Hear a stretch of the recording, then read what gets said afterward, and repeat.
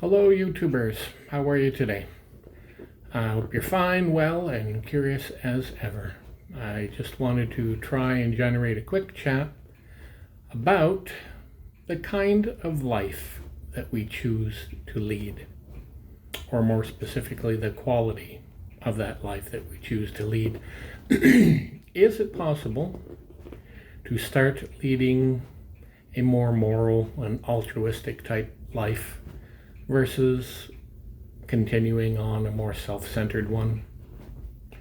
Do you ever ask yourself if you're doing the right thing because it's the proper thing to do? Who prompts you to act with diligence or to act with dignity? Is there a little voice in your head that tells you what's appropriate based on your morals or your thinking?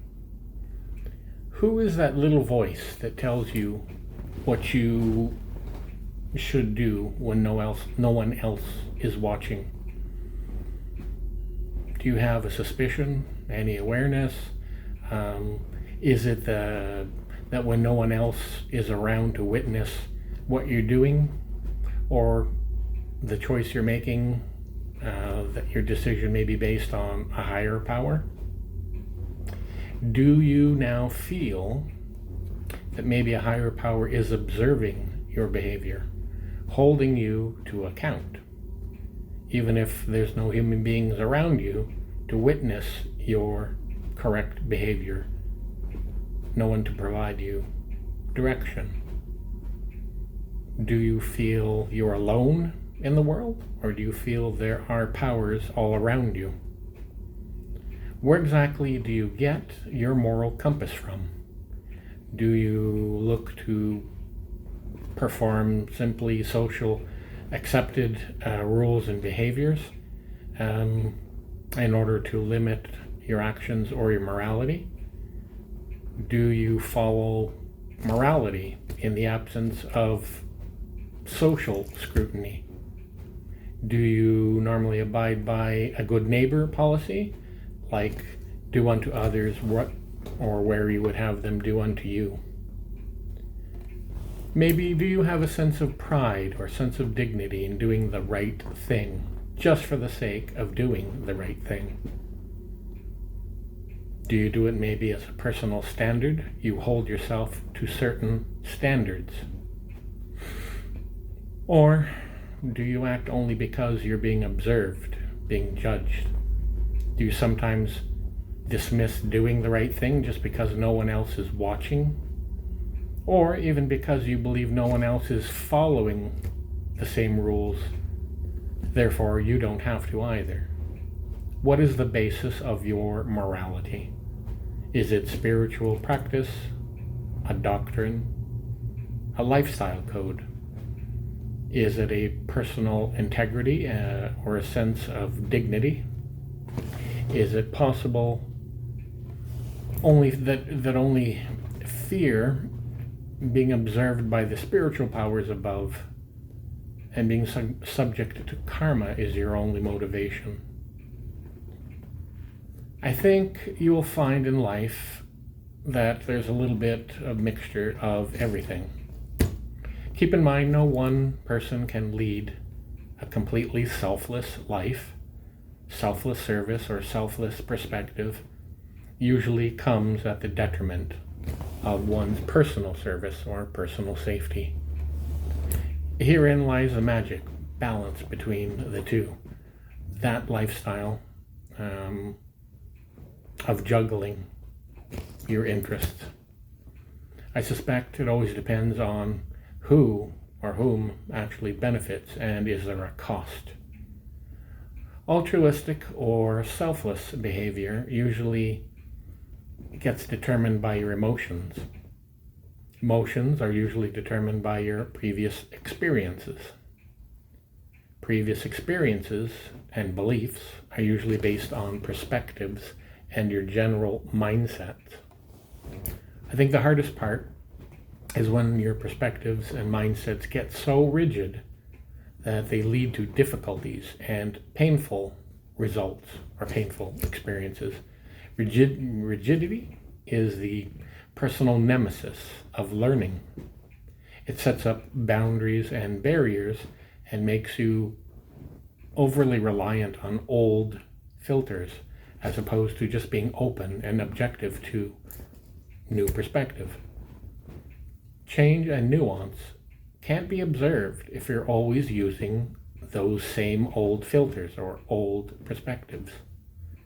And again, I believe it was Albert Einstein that asserted once that the definition of insanity is doing things over and over again, yet expecting different results.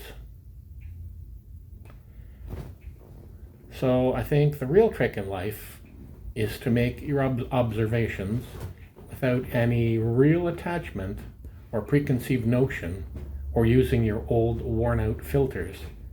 And boy, is that difficult, especially when they're tied to such vivid emotions, vivid experiences. Life is emotion. Life is memory. Life is interpretation of the first two.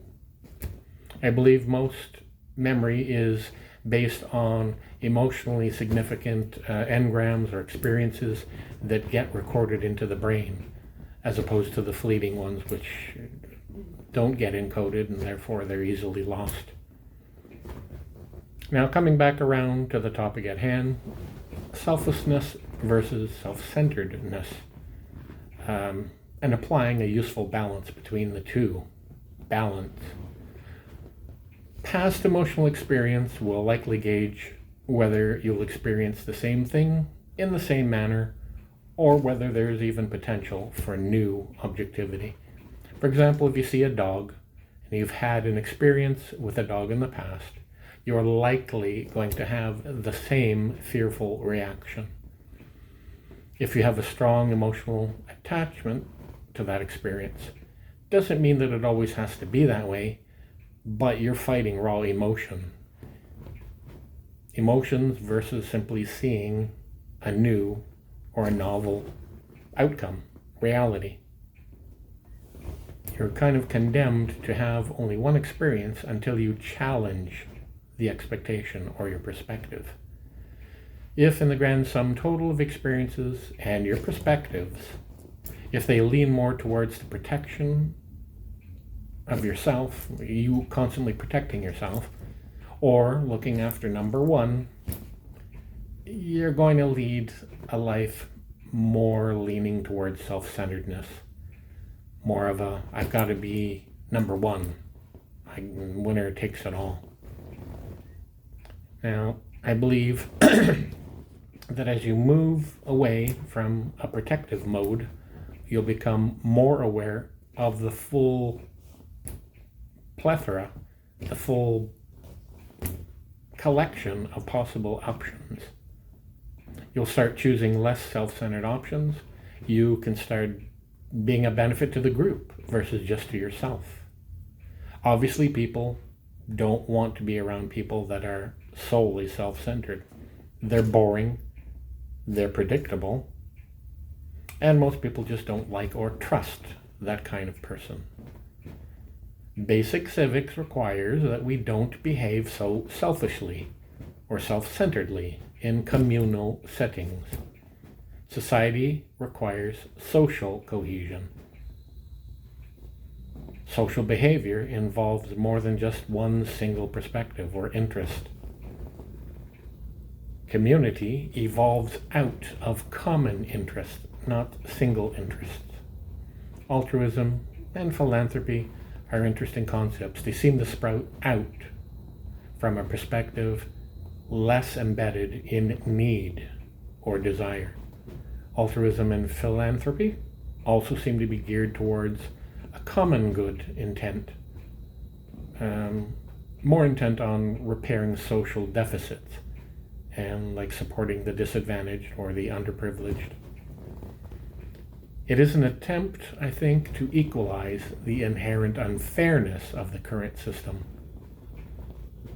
which may not include even changing that structure or structural weakness to the barrier or the institution, unfortunately.